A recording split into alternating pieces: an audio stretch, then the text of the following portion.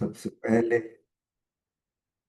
परम पूजनीय भगवान देवात्मा जी के श्री चरणों में मेरा सतत नमन है, सतत नमन है, सतत नमन बना रहे। भगवान आपके श्री चरणों में बैठे हम लोग मिल करके कुछ आपकी शिक्षा पर विचार करने के लिए।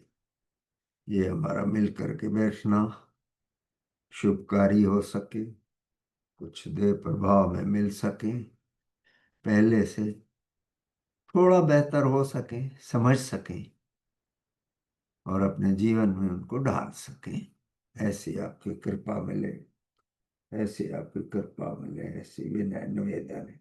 शुभ हो, शुभ हो भगवान, आपका शुभ हो, हम सबका भी शुभ हो, सबका शुभ हो। शुभ। तो मेरे बहुत बहुत सम्मान के योग्य प्यारे धर्म संबंधियों, आप सबका शुभ हो।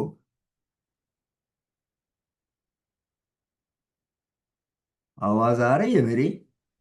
श्रीमान जी थोड़ा एडजस्ट कर दीजिए, माइक आवाज कम आ रही है। आवाज पिक्चर भी कम आ? थोड़ी आपकी अच्छा, साइड से आ ठीक रही है, है, आवाज तो मैं बढ़ा शक्ल नहीं देता हूँ। दिख रही, शक्ल ये नहीं दिख रही, हाँ हाँ, शक्ल दिमाग तो दिख रही। ठीक है, वो शुरू करते समय धन्यवाद। बंद होती है, वो इसी में शुभ प्रोवाइडेड है। श्रीमान को। आवाज ठीक है?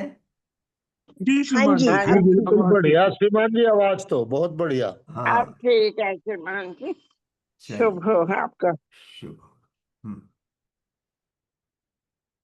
चलिए आइए, आज हम संसार में देखते हैं नॉर्मली कि हम सम्मान दें तो सम्मान मिलेगा। नॉर्मली ये माना जाता है, भाई लेन दे का सौदा तो है, हम सम्मान नहीं देंगे तो सम्मान पाएंगे भी नहीं, और देंगे तो पाएंगे। दोनों ही तरफ से बराबर की जिम्मेदारी होती है, और उसके रिवार्ड्स भी है नेचर में अपने। नेचर भी यही कहती है कि पहले दो, फिर मांगो, फिर मिलेगा। जबकि हमारा विचार जो रहता है वो उल्टा रहता है कि मुझे दे दे पहले, फिर मैं दूं।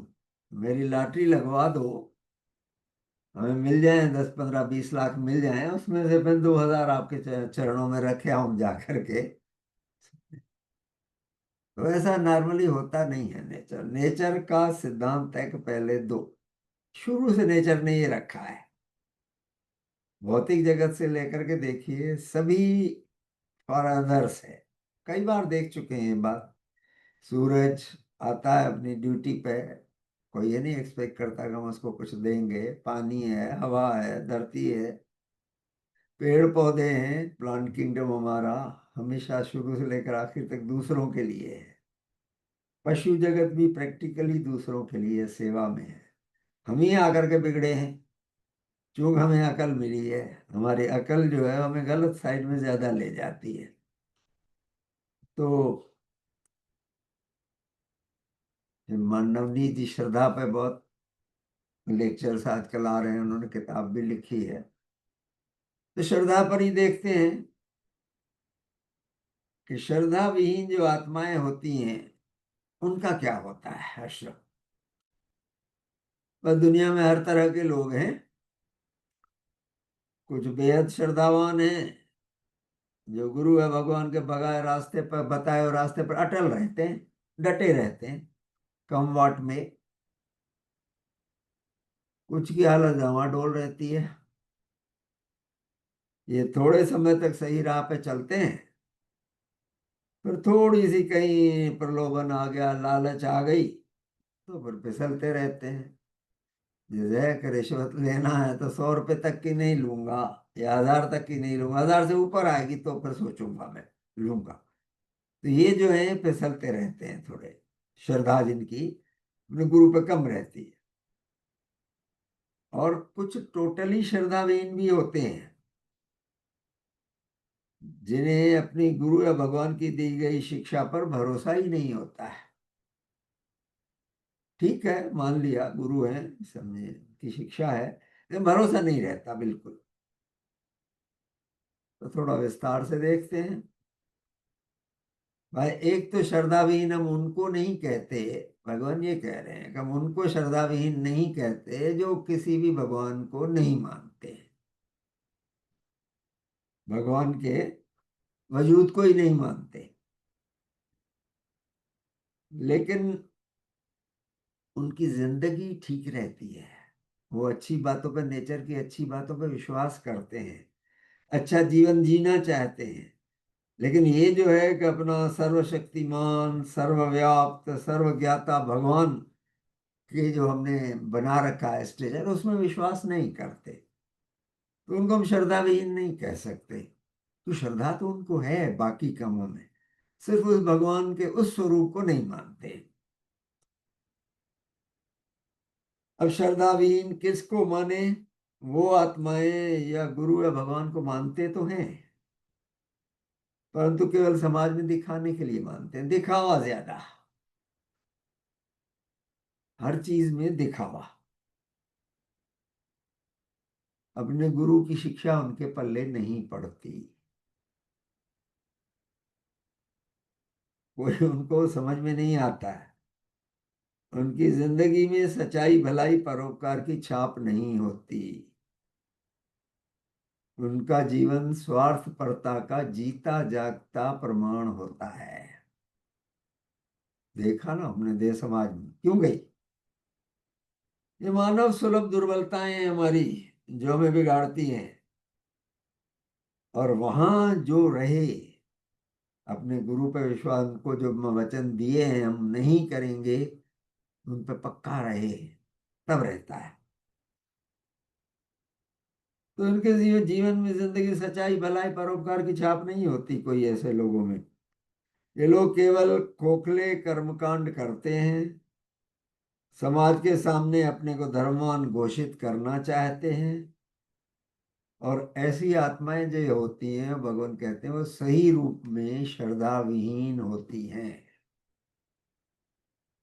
हमारा शरीर भी है, आत्मा भी है, यही है ना कि मनुष्य तो केवल शरीर नहीं है, आत्मा भी है। तो हमारी आत्मा भी अपना हिसाब रखती है।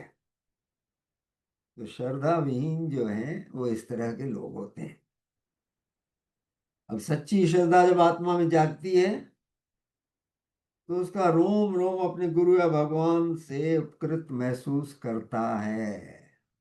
अगर सच्ची श्रद्धा जाग जाए तो, होती थोड़ी मुश्किल है, लेकिन जाग जाए तो फिर रोम रोम हमारा बलिहार। हम गाते तो हैं कि गुरु पर हूं बलिहार, होते कितना है ये अपने जीवन में झांकने की जरूरत है हम सबको। उनका विश्वास जिंदगी की छोटी मोटी ऊंच नीच से प्रभावित नहीं होता बिल्कुल, जिनका श्रद्धा पक्की है गुरु पे। इसके विपरीत श्रद्धा विहीन जो आत्माएं होती हैं, ऊपर से तो सब शिक्षाएं पालन करने का ढोंग करती हैं, दिखावा सब करेंगे, लेकिन लड़ाई काहे पर करेंगे कि आप शुभ हो बोलते हो, सत्य की जय बोलो तो हम आपको मानेंगे सही। अरे भाई ये क्या है, एक दूसरे का नमस्कार ही तो है ना, एक दूसरे को मिलते हैं तो सत्य की जय बोलो, शुभ बोलो या कुछ भी बोलो, तुम्हें क्या झगड़ा है? लेकिन नहीं, उस पर अड़े रहते हैं, ऊपर ढोंग खूब करते हैं, पर उनका दिलो दिमाग संसारिकता के जाल में उलझा रहता है, खुदगर्जी के खोल कर्मों पर चढ़े रहते हैं, खुद को छोड़ किसी और का भला करना तो दूर सोचते भी नहीं है। हैं, हम रोज देखते हैं जिंदगी में ऐसे लोग, कोई नई बात नहीं है। बड़ी मानव सुलभ दुर्बलता है जो आती है लोगों में। अब ऐसी श्रद्धा विहीन जो आत्माएं रहती हैं, वो दुविधा में जीती हैं। सच्ची श्रद्धा का संबल उनके पास होता नहीं, उसका आसरा होता नहीं, सच्ची श्रद्धा की ताकत होती नहीं उनके पास। और वो समाज के देख दिखावे में खोखले रीति रिवाज छोड़ते भी नहीं, दिखावा तो करना पड़ेगा। जो होता था बाहर से ही, भले कहो कुछ भी अंदर कुछ भी हो रहे, बाहर से दिखावा तो करते हैं भाई। ऐसे में उनकी आत्मिक पूंजी क्षीण होती चली जाती है। आत्मिक पूंजी हमें जरूरत पड़ती है बहुत, इसके बारे में हम पहले भी कर चुके हैं कि आत्मिक शक्ति जो है, आत्मिक पूंजी जो है, हमें जन्म के टाइम पे कुछ मिलती है, माँ बाप से मिलती है। और जैसी मिले, भगवान को ऐसी मिली, कहाँ से कहाँ पहुंच गए। श्रीमान देवर सिंह जी को या और हमारे उच्च श्रेणी के कर्मचारियों को मिली न माँ बाप से ऐसी पूंजी के लगा सके अपना जीवन। तो अगर नहीं है, श्रद्धा विहीन है, सिर्फ खोखले दिखावे हैं, तो हमारी वो आत्मिक पूंजी क्षीण होती चली जाती है। और आत्मिक पूंजी का परलोक में बहुत जरूरत है भाई। यहाँ जैसे पैसे की जरूरत है, यहाँ पूंजी की जरूरत है ना, हमें रुपए की जरूरत है, यहाँ अमेरिका में मुझे डॉलर की जरूरत है, तो वहाँ आत्मिक पूंजी की जरूरत है बहुत, परलोक जाने पर। तो अब इनकी जो कमजोर होती जाती है ये अपनी आत्मिक पूंजी, और उनके पास जो सहायकारी शक्तियों का कवच होता है वो हटता चला जाता है। बहुत कवच है हम लोगों के पास। कभी महसूस कीजिए कि हम लोग जो इन चीजों से बचते हैं, कवच है भाई, हमें संभाला जाता है, सहायकारी शक्तियों द्वारा बहुत संभाला जाता है। बुरी आत्माएं हमारे पास नहीं आ पाती हैं बिगाड़ने के लिए। अब ये जितना हम महसूस कर सकें, हर एक की अपनी अपनी स्टेज है। तो ऐसी आत्माएं कमजोर और पतन की ओर बढ़ती जाती हैं, श्रद्धाविहीन जो हो जाती हैं टोटली। धीरे धीरे वे अपनी आत्मिक मृत्यु की ओर बढ़ती चली जाती हैं। आत्मिक मृत्यु क्या है? यहां से ठीक है, शरीर की मृत्यु हुई, आत्मा गई परलोक में सूक्ष्म शरीर के साथ। तो वहां भी अगर नहीं है हमारा, इस तरह के श्रद्धाविहीन रहे, केवल दिखावे का रहता है, कोई सेवा नहीं करेंगे, कुछ नहीं करेंगे, तो वहां वो आत्मा का जो लंबा जीवन है बहुत शॉर्ट हो जाता है। शॉर्ट कम वापस फिर मैटर एनर्जी में वापस आ जाती हैं वो आत्माएं, खत्म हो जाती हैं, अपने अस्तित्व के लिहाज से वो खत्म हो जाती हैं बिल्कुल। तो श्रद्धाविहीन होना जो एक दोहरी जिंदगी जीने के समान है, और ऐसी दोहरी जिंदगी के नतीजे भी वैसे ही रहते हैं, आधे अधूरे, निराशाजनक बहुत। और दूसरी बात ये भी है कि ऐसी आत्माएं कितना भी खुद को सुरक्षित महसूस करने के दावे करें, हम तो बहुत महान हैं जी, बहुत सुरक्षित हैं हम, दिखावा कितना भी कर लें, ऐसी आत्माएं कमजोर और पतन की ओर जाने वाली होती हैं। धीरे धीरे अपनी आत्मिक मृत्यु की ओर बढ़ती जाती है सब। ये दोहरी जिंदगी की बात कर रहे थे कि उनके नतीजे भी वैसे ही निकलते हैं, आधे अधूरे, निराशाजनक। और ये कितना भी अपने को सुरक्षित महसूस करने का दावा करें, दिखाते हैं हम बहुत महान हैं, हम तो ये भी कर रहे हैं, एकांत में बेहद अकेले और असुरक्षित महसूस करती हैं ऐसी आत्माएं। बाहर से कितना भी दिखाएं रोब रुतबा, अंदर से बहुत अकेली और बहुत कमजोर महसूस करती हैं अपने को।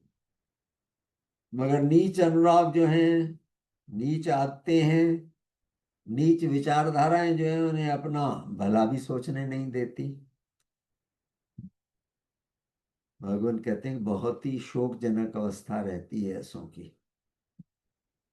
हमारा फर्ज बनता है हम अपने आचरण पर गौर करें, सदैव करते रहें कि क्या हमारे जीवन में हमारे गुरु की शिक्षाओं की छाप है, या हम केवल भेड़ चाल चलकर खाना पूर्ति कर रहे हैं।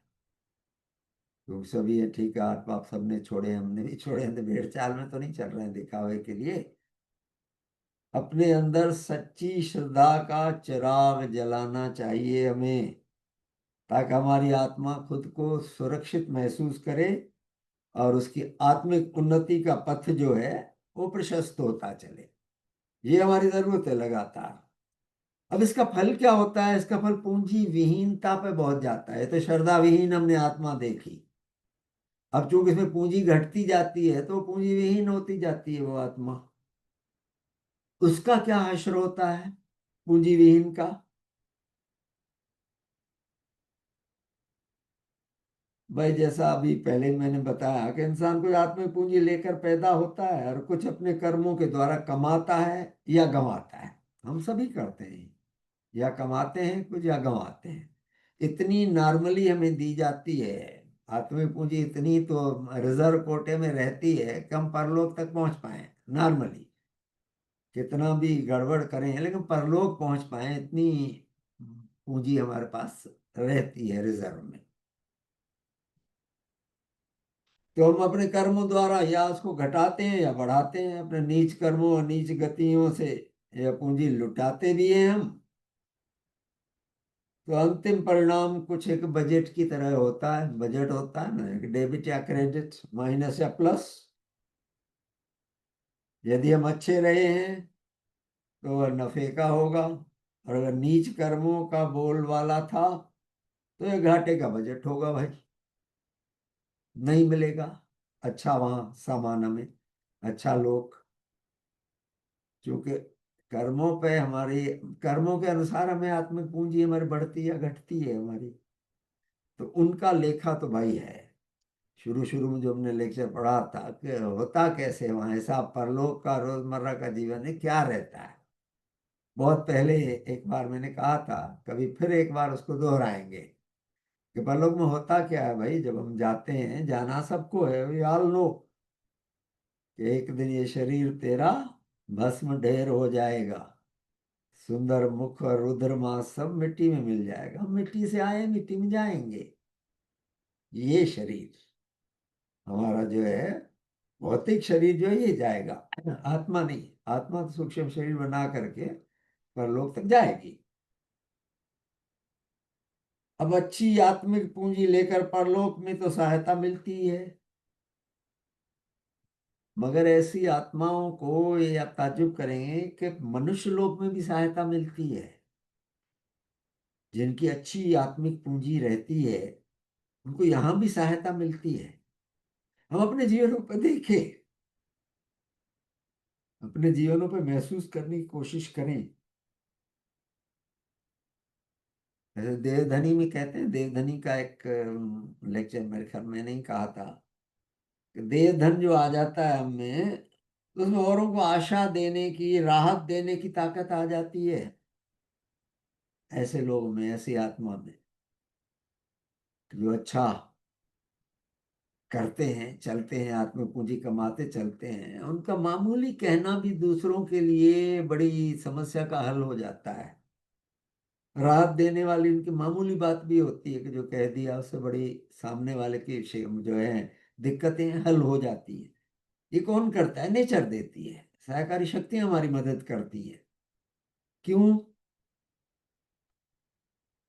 जैसे कि छोटी बड़ी आत्मिक सहायता की बातों में सहकारी शक्तियों की मदद और प्रोत्साहन मिलता है।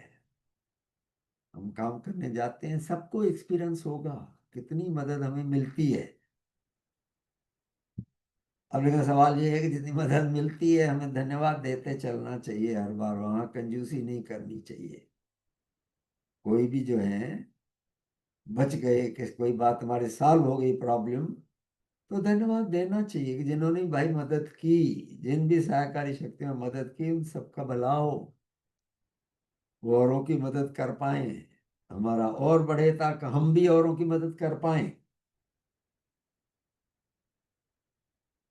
तो ये मदद सदैव मिलती रहती है। कभी हम अपने जीवन में झांकने की कोशिश करें, थोड़ा महसूस करने की कोशिश करें तो दिखता है भाई। मुझे तो रोज दिखता है, बहुत मदद मिलती है, बहुत मदद मिलती है।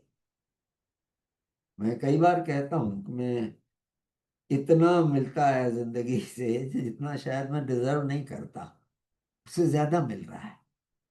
हर समय दिल से शुभकामना निकलती रहती है कि जो भी मदद कर रहे हैं उनका मंगल हो, आगे बढ़ें, हमारी मदद हो पा रही है, हम भी किसी की मदद कर पाए, आगे बढ़ पाए, जो मिल रहा है हमको उसको आगे पासान कर पाए औरों को भी। तो अब इसके विपरीत जो लोग आत्मिक पूंजी विहीन होते हैं, जिनके पास आत्मिक पूंजी बहुत कम है, सिर्फ उतनी ही बची हुई है कि परलोक तक पहुंच सकें, उनको ये सहायता नहीं मिलती है। क्योंकि जीवन नहीं है सही, उनको ये सहायकारी शक्तियों की सहायता नहीं मिलती है, और उनके लिए आत्मिक पूंजी जुटा पाना और कठिन होता जाता है।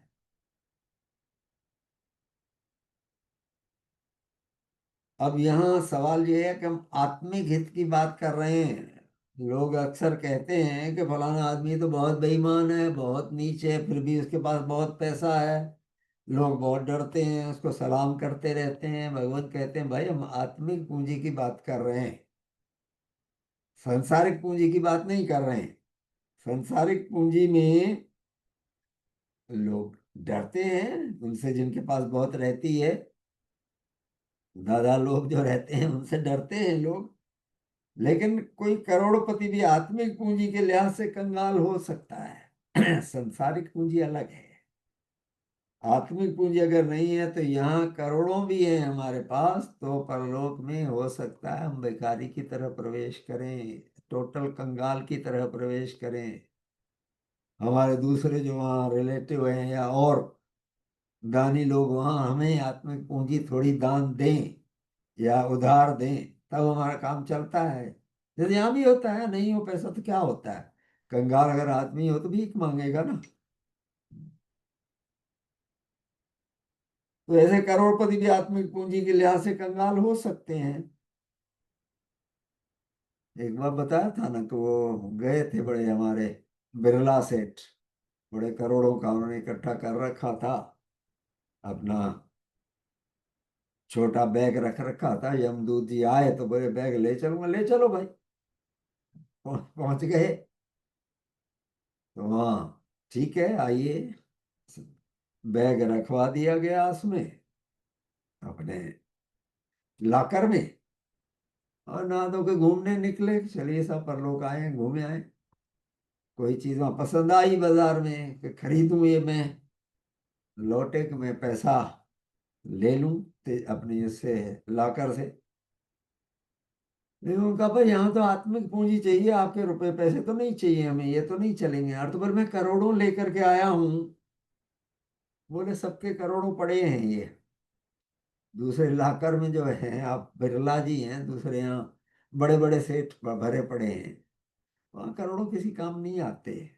वहाँ कंगाली की हालत में रहेंगे अगर नहीं किया है अच्छा।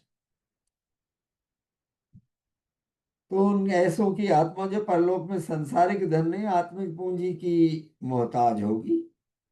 संसारिक धन तो यहाँ छोड़ जाएंगे, ढेर कुछ नहीं ले जाएंगे। तो इसलिए आत्मा के लिहाज से देखें, धन बहुत हो गया लेकिन आत्मा की सुध नहीं ली तो उसकी आत्मिक बर्बादी केवल टाइम की बात है।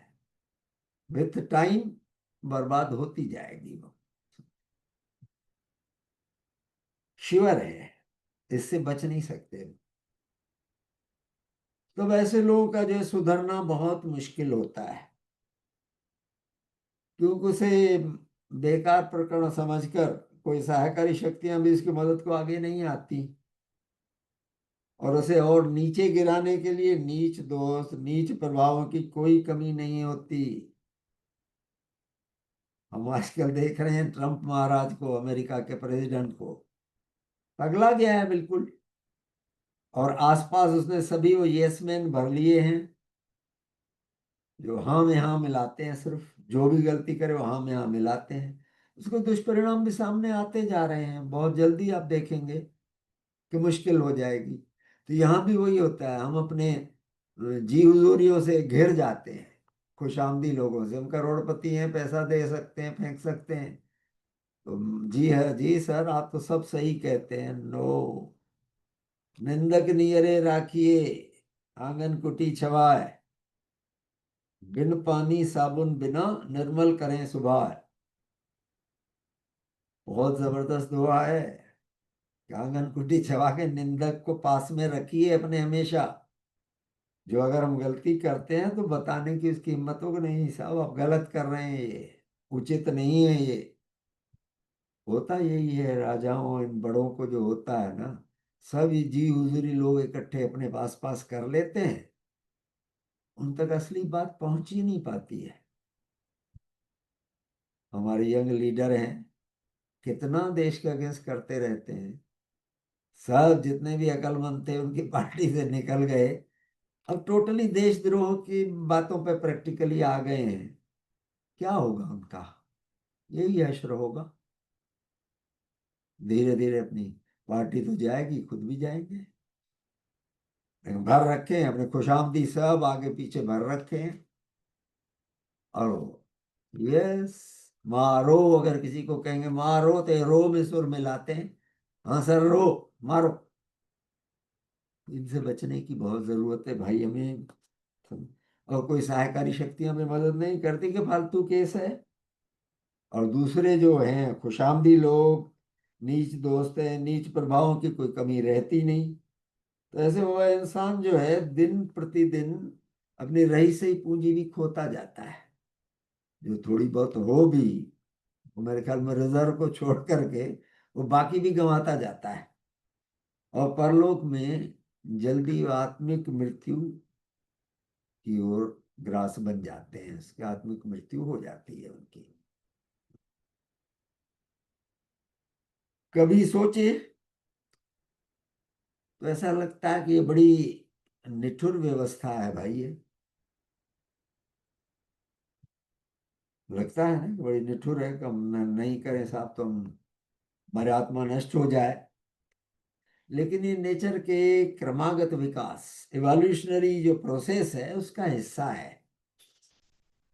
जो भी प्रजातियां सर्वाइवल ऑफ फिटेस्ट में नहीं ठहर पाती, उस सिद्धांत पे खरी नहीं उतर पाती हैं, नेचर उनको नष्ट करती चलती है। सर्वाइवल ऑफ फिटेस्ट ये है कि जो भाई फिटेस्ट होगा वही सर्वाइव करेगा। हमारे यहाँ बड़े बड़े डायनासोर्स के जमाना था ना, कितने बड़े बड़े जानवर थे, लेकिन उनके विकास क्रम में यूजफुल नहीं थे। नेचर जो आगे विकास करना चाहती थी उसमें यूजफुल नहीं थे। वो एवोल्यूशनरी प्रोसेस ही चल रहा था, क्रमागत विकास ही चल रहा है कंटिन्यूअसली। तो उसमें उनको नष्ट भी कर दिया। बड़े बड़े सूरमाओं को नष्ट कर दिया है नेचर ने, जो नहीं है विकास क्रम के साथी। वो नेचर खत्म कर देती है उनको। तो वैसे अपनी आत्मा के हितों से जो बेखबर इंसान हैं, जाने अनजाने ऐसे ही हश्र को प्राप्त होते हैं। तो वो फिटेस्ट नहीं रहते। सर्वाइवल उनका ही होगा जो फिट होंगे।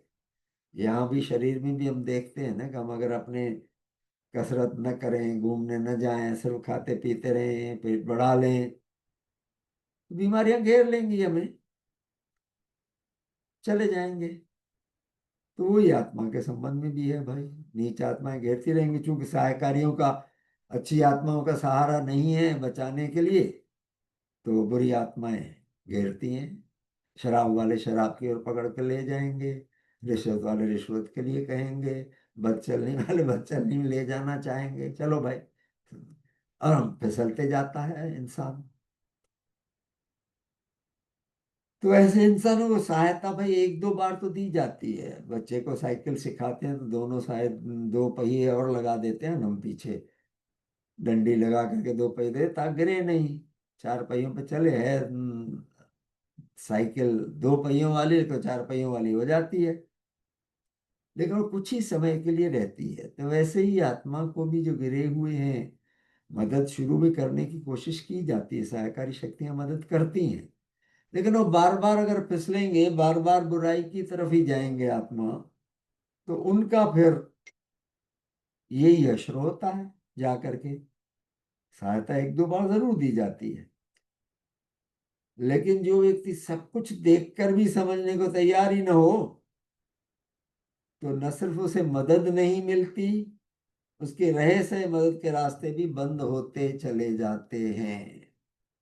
जैसे यहाँ अपने यहाँ ही रहता है ना कि रेफरल का सिस्टम रहता है, रिकमेंडेशन रेफरल का सिस्टम चलता है। हम किसी की सिफारिश करें, कोई हमसे पूछे कि भाई आदमी, हमें इस पोस्ट के लिए आदमी चाहिए, हम रेफर करें किसी को, रिकमेंडेशन करें, ये अच्छा है भाई, मेरे साथ चला है, अच्छा है आपका। जैसे मैंने बताया था, हमारा प्राइवेट स्कूल था, एक लेडी है, बहुत दोस्त हैं। अब स्कूल में उनको अकाउंटिंग में प्रॉब्लम आ रही थी, तो मेरे से बोले कि रोशन साहब आप कोई मुझे आदमी मिल सकता है? मैंने कहा है भाई, एक मेरे साथ उसने काम किया है, समझे, बहुत ईमानदार है, लेकिन मुंह फट है। मुंह पे बोल देगा आपको, करो गलत है तो तेजी से बोल भी देगा वो। तो अगर आप सहने के लिए उतना सह पाए तो प्योर गोल्ड है आदमी। उन्होंने लिया, चला वो, सालों तक उनके यहाँ चला। तो ऐसे ये क्या थी, मेरी रिकमेंडेशन थी। मैंने कहा कि नहीं, आदमी अच्छा है, ऐसे ही रेफरल किया जाता है। हमारी कंपनीज जो हैं आजकल, टेलीफोन वाले जो है ना, आप रेफर करो दूसरे को कि भाई हाँ एयरटेल बहुत अच्छा है, तो आपको 300-400 रुपये देती हैं कि अगला आपका हम बिल फ्री कर देंगे। ये रेफरल प्रोग्राम है, चलता है सभी कंपनीज में, हर जगह चलता है। तो ये जो सिस्टम है वो ऐसा नेटवर्क काम करता है नेचर में भी। तो वैसे ही अब इस तरह की जो आत्माएं होती हैं उनका प्रकरण व्यर्थ समझ लिया जाता है, भाई ये किसी काम के नहीं है, तो किसी तरफ से उनको सहायता मिलना बंद हो जाती है। संसारिक दृष्टि से भले वो तरक्की करते जाएं, बड़े पैसे वाले हो जाएं, बड़े कोठियां बना लें, और आत्मिक लिहाज से वो खोखले होते चले जाते हैं, जिनकी आत्मिक पूंजी इस तरह से नष्ट होती जाती है।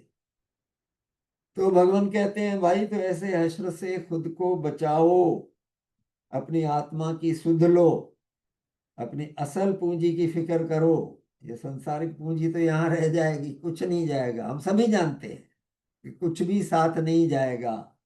फिर भी हम पैसे का मोह क्यों नहीं छोड़ पाते? क्या करेंगे लेकर के, सब यहीं बैंकों में रह जाएगा। हमारे चाचा जी थे बॉम्बे में, डॉक्टर साहब,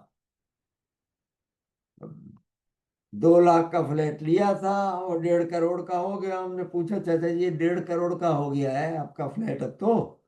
बोले हाँ बेटा, ये पैसे जो है सभी दीवारों में भरे पड़े हैं। मैं जब 2 लाख में आया था तब भी यही एक पलंग मेरे पास था, एक कमरा, यहाँ सोता था। आज 1.5 करोड़ का हो गया तो वही पलंग है, उसी पे सोता हूँ। है, ये सब जीवन की सच्चाई हम सबके सामने वाज़ेह है बहुत, लेकिन फिर भी हम देख के नहीं देखना चाहते। मौत आएगी लेकिन दूसरों को आएगी, मुझे नहीं आएगी, ये विचार हमारे मन में रहता है। नहीं भाई, तैयार रहना चाहिए मौत के लिए भी। उसके लिए भी सामान हमें तैयार लगातार करते चलना चाहिए। यानी हम, ये नहीं कहता मैं कि जिंदगी न जियो, जिंदगी जियो। भाई यहाँ भी पैसे कमाने हैं, बच्चे पालने, सब काम करने हैं, या दूसरे दान के काम करने, तो पैसे तो चाहिए ना उसके लिए। कमाइए, ईमानदारी से कमाइए, लेकिन सिर्फ वो ही हमारा ध्येय रह जाए तो मुश्किल हो जाता है। आत्मा के लिए भी हमें तैयारी सतत रूप से करते चलना चाहिए। बच्चों को मैं कहता हूँ, बच्चों को सतत, जब दूसरी तीसरी चौथे 4 साल के हो ना, उनको सिखाइए कि दूसरों की मदद कैसे की जाती है, दूसरों को देना कैसे होता है, दिया जाए। अपना खिलौना किसी गरीब बच्चे को दो, दिलाइए उसके हाथ से जा करके, तो ये संस्कार पड़ते हैं। तो भाई मैं फिर भगवान की आज्ञा पढ़ देता हूँ। तो ऐसे हश्र से खुद को बचाओ, अपनी आत्मा की सुध लो, अपनी असल पूंजी की फिक्र करो, नकली यहाँ के रुपयों की नहीं। सही मार्ग पर चलो तो सहायकारी शक्तियां तुम्हारी सहायता को तत्पर होंगी और स्वतः ही तुम्हारे काम होते चलेंगे। ये रोजाना महसूस कर सकते हैं हम सभी। ट्राई कीजिए, महसूस करने की कोशिश कीजिए कि कैसे कैसे मदद हमें मिलती है अगर हम ये चलते हैं अच्छे राह पर, भगवान की राह पर। तो काश भाई मैं भी ऐसा करता चल सकूं। ऐसी भगवान के दर पे मेरी प्रार्थना है कि हम भटके नहीं इससे। ऐसी उच्च शिक्षा हमें मिली है तो उस पर पूरा अमल कर पाए। और आप सबके लिए भी मैं यही शुभकामना करता हूँ कि हम सभी साथी सेवक जो हैं इस रास्ते पर बढ़ते चलें और अपनी आत्मा को पूंजी विहीन न बनाएं, पूंजी विहीन भी न बनाएं, श्रद्धा विहीन भी न बनाएं। श्रद्धा नष्ट होगी तो पूंजी भी नष्ट होती है आगे, चूंकि हालात वैसे मिलते हैं। तो हम सभी ये पा सकें, भगवान के दर पे यही प्रार्थना है नेचर के सामने। शुभ हो आप सबका, शुभ हो, मंगल हो। श्रीमान चंद्रगुप्त जी। शुभ हो श्रीमान जी, शुभ हो। बहुत सुंदर उद्बोधन, बहुत सुंदर संदेश। प्यारे साथियों, श्रद्धा विहीन आत्माएं, ये संदेश लोक संदेश खंड 4 में है छपा हुआ। और लोग संदेश पढ़ा करें। सीखने के स्वभाव से पढ़ेंगे तो हमें कुछ बात समझ आएगी। अगर कोई आलोचना करने के स्वभाव से या रिजेक्ट करने के स्वभाव से पढ़ेगा, फिर उसे समझ ही नहीं आएगी। इतने शानदार, इतने भव्य उपदेश हैं और इतने सरल भाषा में उपदेश है, कमाल है, इतने हितकर हैं। एक बार मैं बाजार में गया, बाई चांस एक भी पैसा मेरी जेब में नहीं था, मैं पैसे लेने भूल गया। वो बाजार में जाकर मुझे ऐसा लगे जैसे दुनिया ही उजड़ गई। जैसे ऐसा है ना, जैसे किसी अदम लोक में घूम रहा हूं मैं। मतलब 15-20 मिनट के लिए बाजार में जाके ये हालत हो गई। इतनी ऐसी फीलिंग हुई कि भी पूंजी विहीन होना कितना बड़ा दुर्भाग्य है इंसान का। और पुण्य भगवान ने इस छोटे से दृष्टांत को आध्यात्मिक दृष्टि से कितना सुंदर बना दिया कि जो पूंजी विहीन आत्मा है, अर्थात जो जन्मजात अच्छे सात्विक भाव लेकर नहीं आते और उन सात्विक भावों को किसी अच्छे सत्संग में महापुरुषों के श्री चरणों में बैठकर अपने सात्विक भावों को सहेजते नहीं, संभालते नहीं, सुरक्षित नहीं रखते, उनको बढ़ाते नहीं और उनके अनुसार जीवन जीते नहीं, वो उसी की तरह है जो जेब से खाली है। वो जेब से खाली है या आत्मा से खाली है? जेब से खाली भी एक व्यक्ति को मैं जानता हूँ कि जिसने कभी कोई काम नहीं किया, कभी चिंता नहीं की पैसा आया या नहीं आया, और बेचारा बहुत बड़ी हालत में गया मीडिया से, क्योंकि पैसा कमाने की उसके अंदर थी ही नहीं। कुछ तो गुजारे लायक तो कमाता। और हमें आर्थिक पूंजी तो बहुत ज्यादा जरूरत है, जितनी हमारे पास हो उतनी कम है। और हमारा कितना बड़ा सौभाग्य है कि पुण्यवान जो धर्म के सच्चे अवतार हैं, सत्य धर्म अवतारी हैं भगवान, और अद्वितीय धर्म शक्तियों से विभूषित है। नेचर का बहुत बड़ा चमत्कार है। ऐसे भगवान का वरद हस्त हमारे सर पर सदा विराजमान रहता है। सहायकारी शक्तियों की बहुत सहायता मिलती रहती है। मैंने अनेकों बार खुद को देखा है। जब भी मेरी तबीयत बिगड़ती है तो मैं शुभ कामना करता हूँ, 3-4 मिनट में ठीक हो जाती है। जैसे पता नहीं क्या हो गया, कमाल, कैसे चमत्कार हो गया। सहायकारी शक्ति यहाँ भी हमें सचमुच में यहाँ भी सहायता देती है, यदि हम विशुद्ध भावों से औरों के हित के लिए भी उसमें औरों का हित भी इन्वॉल्व हो। ये नहीं भी अपने आप को ठीक कर लिया फिर खाने पीने में मौज बहार में मस्त हो गए। तो ठीक होने के बाद हम औरों के हित के लिए भी कुछ ना कुछ काम करने के योग्य बने, तो सहायकारी शक्तियां सहायता देती है। श्रीमान जी, आपको जितना धन्यवाद दो उतना कम है, मेरे पास शब्द नहीं है ऐसे उपदेशों की सराहना करने के लिए और आपको धन्यवाद देने के लिए। जैसे शब्द होने चाहिए, जैसी योग्यता होनी चाहिए, मैं बहुत कुछ हूँ, लेकिन फिर भी इतना अच्छा लगता है आपके मुख से, और आपका जो अनुभव है संदेश लेने का और बरसों इस वातावरण में जीने का, जितना आप सुंदर ढंग से व्याख्यान करते हैं, तो बहुत ही अच्छी तरह समझाते हैं, प्रिय लगता है और बहुत ही रस आता है। सुनकर ही इतना रस आता है। या तो यदि हम जब जीवन में जिए, हमें जब उनके सच्चे फल मिलने लगे, तो फिर हम कितने आनंद की अवस्था में आ सकते हैं। तो बहुत बहुत धन्यवाद है। समय हो गया है। शुभकामना करके आज के साधन को विराम देंगे। हे परम पूजनीय सतदेव श्री देव गुरु भगवान, आप अद्वितीय धर्म जगत के, अद्वितीय धर्म भवन के अद्वितीय शिल्पी हैं। भगवान, आपने ऐसे धर्म भवन का निर्माण किया है जो नेचर की आत्मा है, विकास क्रम का मूर्त रूप है। आपके द्वारा निर्मित यह धर्म भवन समय के साथ साथ और सुदृढ़ और सशक्त और मजबूत होने के लिए है। विश्व में जितने भी अधिकारी आत्मा है, जितने भी सच्चे धर्म जिज्ञासु आत्मा है, उन सब के लिए अति सुंदर, अति हितकर, अति कल्याणकारी, उच्च जीवन रस प्रदान करने वाला, कुछ खुशियां प्रदान करने वाला, कुछ सुख प्रदान करने वाला, प्रफुल्लता प्रदान करने वाला, हमारे धर्म मार्ग को ज्योतिर्मान करके उस पर हम चल सके, उसके लिए आध्यात्मिक बल प्रदान करने वाला स्थायी आश्रय स्थल है। भगवान, आपने अपने इस धर्म भवन में, अपने इस धर्म जगत में हमें ग्रहण करके, हमें प्रविष्टि प्रदान करके हम पर बहुत कृपा की है, हम पर बहुत एहसान किया है। आपको जितना धन्यवाद है उतना कम है, आप पर जितना बलिहार जाए उतना ही कम है। हे जीवन दाता, हे आत्मंधकार करता है, ज्योति दाता भगवान, आप धन्य है, आप धन्य है, आप धन्य है। हे भगवान, आपका सब प्रकार से शुभ हो, सब प्रकार से हित हो, सब प्रकार से मंगल हो, सब प्रकार से कल्याण हो।